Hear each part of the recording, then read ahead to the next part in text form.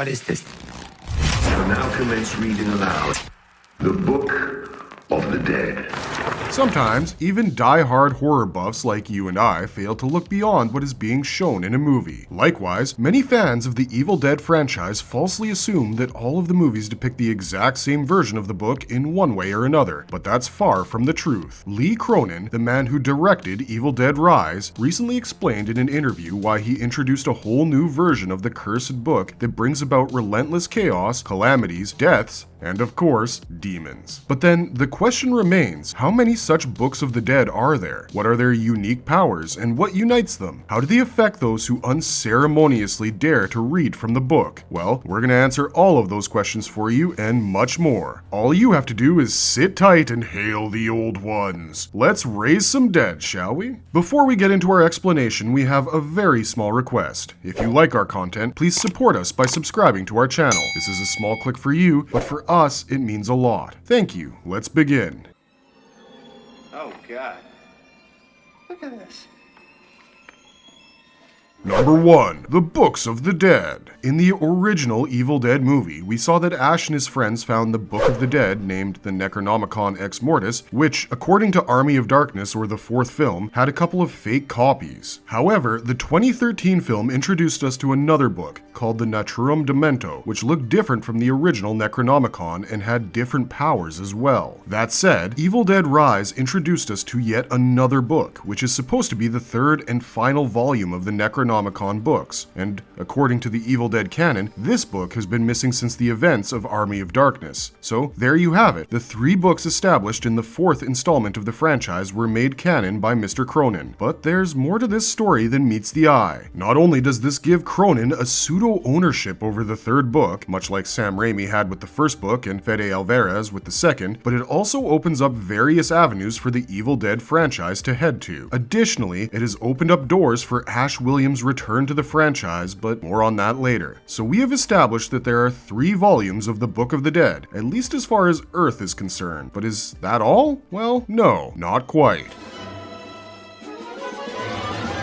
3 books. Number 2. Is the Book of the Dead a multiversal book? Well, yeah, the Book of the Dead exists in various universes and alternate realities, and likewise, it has several different origins. However, the most common one of the origin stories is related to the Dark Ones, who are believed to have authored the cursed book in what is now the Middle East, when humans started to appear on Earth. But some believe that the book was crafted in Egypt, and yet others believe that its birthplace was Sumer in the southern Mesopotamian civilization some 5,100 years ago. No matter what, it is widely accepted that the first Deadite was a powerful demon whose head was skinned by the Dark Ones to create the horrifyingly ghoulish binding of the book. But the Book of the Dead became lost and was swept under the rug of time, only to be found in 730 AD by a man named Abdul Aziz, who discovered the texts of the book. And it was Aziz who translated the texts and compiled them into a single piece of work that would become known as the Necronomicon Ex Mortis. But Aziz soon got killed by a demonic entity that presumably got summoned because of the book, and once again, the Book of the Dead was lost for another 6 centuries until its discovery in 1300 AD.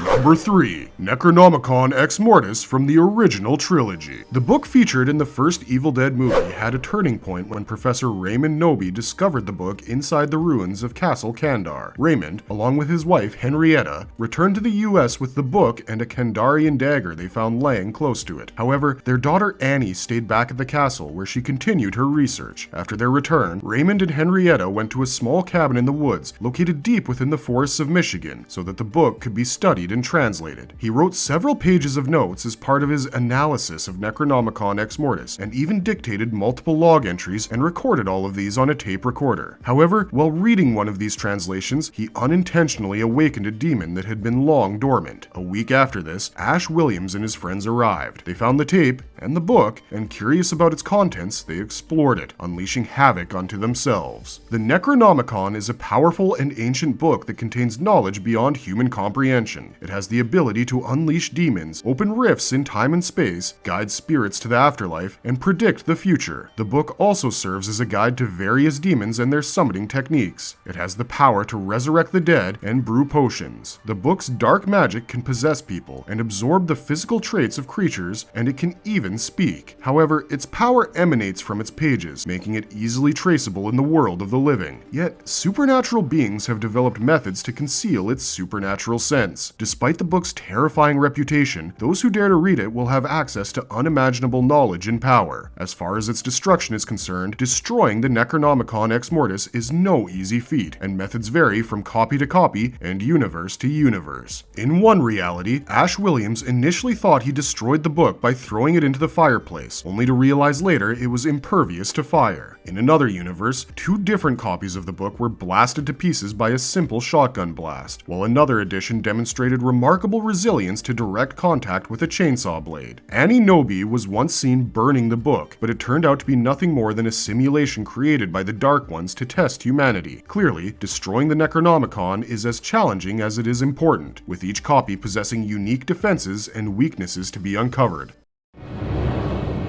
Naturum Demonto. Number 4. Naturum Demento from the reboot. The Naturum Demento, a mysterious and ancient book, has a murky history shrouded in mystery. Its pages are adorned with handwritten notes and translations in various languages, hinting at its global and age-old travels. It wasn't until the 21st century that the book made its way to the United States, landing in the hands of a woman with a commanding knowledge of its secrets. Prior to 2013, this woman performed a ritual using the book to save a young girl's soul from a deadly possession. After the ritual, the book was sealed in a black garbage bag and secured with barbed wire, left to gather dust in the dark cellar of an abandoned cabin. So we know that the book can even save lives. It wasn't until a pair of visitors, David and Eric, stumbled upon the cabin that the book's true power was unleashed. Despite the many warnings scrawled on its pages, Eric couldn't resist flipping through the Naturum Demento. Little did he know that he had just unleashed a deadly force that possessed Mia and then spread to every person in the cabin. Eric had awakened a monstrous force known as the Taker of Souls. The book's ultimate goal was to consume 5 souls, which would cause a rain of blood from the skies and summon a powerful demon called the Abomination. So you see, this version of the monster is a bit different from what we saw in the first movie. Furthermore, the Abomination is essentially an evil version of the possessed party, but the Ex Mortis from the first movie takes possession of flesh in a more rudimentary fashion and makes you do evil things. Furthermore, this movie was the first to give the books an endgame, and it was a world-ending one at that. It also underscored the urgency of stopping any Deadite possession once it was awakened.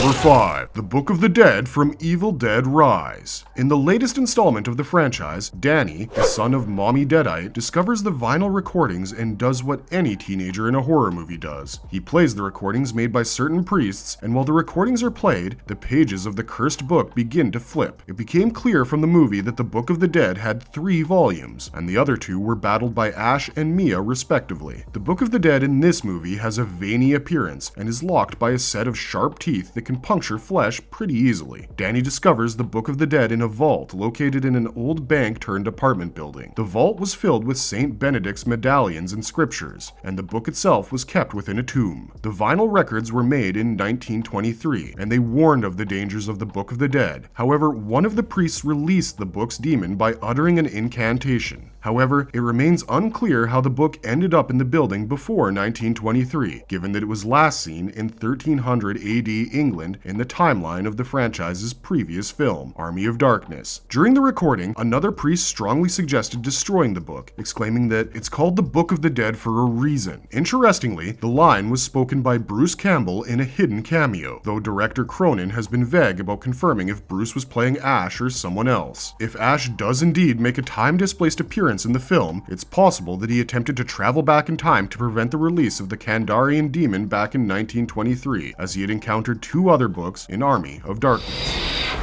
In dark, stare into Number 6. The things that the Book of the Dead can do in Evil Dead Rise. The Book of the Dead here features detailed illustrations that depict the events that unfold in the movie. One drawing shows the death of a woman who later becomes the lead Deadite, which becomes the fate of the mommy Deadite, Ellie. Another illustration portrays the transformation of Ellie's elder daughter named Bridget, who throws up blood and maggots after turning into a Deadite. Another drawing shows the horrific scene of the first woman as she is brutally disemboweled by other Deadites, which later comes to life and takes the form of the creature's final transformation. Evil Dead Rise's primary theme revolves around motherhood, and the Deadite creature that emerges from the book is different from the other Evil Dead monsters. The creature is controlled by Ellie, the lead Deadite, who incorporates the limbs and bodies of her Deadite children to create a massive multi-limbed final creature called the Marauder. During the creation of the Marauder, Ellie uses her children as the monster's other limbs. Seems like someone really wanted to keep the family together, literally. It appears that Evil Dead Rise's demon targets families to sow chaos, as evidenced by the Deadite Jessica's attack on her cousin Teresa in the opening scene and the movie's conclusion. The blood ink drawings in the Necronomicon add a gruesome visual element to the story and showcase the horrific transformation of characters into the film's monstrous creatures.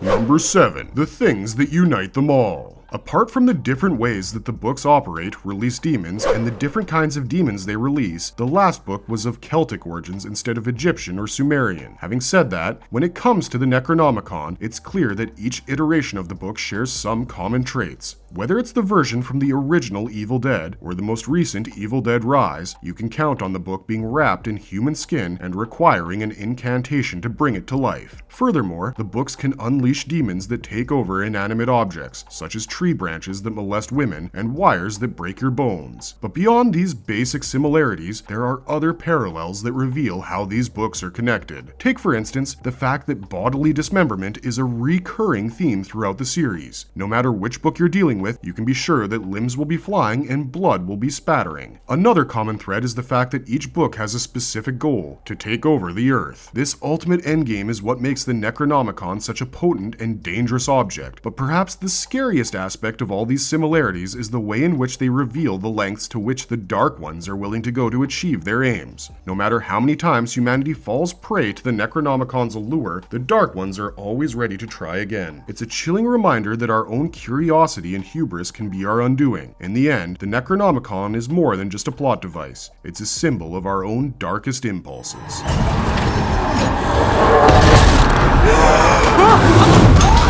Marvelous verdict. Lee Cronin ensures that his film knows how to pay tribute to its roots while also forging its own path in the series. The inclusion of a new Book of the Dead ties it to previous installments, particularly Army of Darkness. However, Evil Dead Rise reveals that there are multiple volumes of this legendary tome, with director Lee Cronin teasing that there may be even more connections to previous entries than initially thought. But what really sets Evil Dead Rise apart from its predecessors is its exploration of new characters and settings. It's a bold move that pays off in spades and raises intriguing questions about the future of the franchise, including whether we'll see the return of other Books of the Dead, or perhaps even all 3 volumes coming together in a climactic battle. With Cronin already teasing sequels to Evil Dead Rise, including the possibility of a priest-centric story, there's no doubt that the Deadites will be back to terrorize audiences once again. It will be fascinating to see where the franchise goes from here, and how the filmmakers will continue to push the boundaries of horror in this beloved series. That's all for today, but if you liked our content, don't forget to leave a like and subscribe to us if you haven't already. Thanks for watching, be safe out there, and have a marvelous day.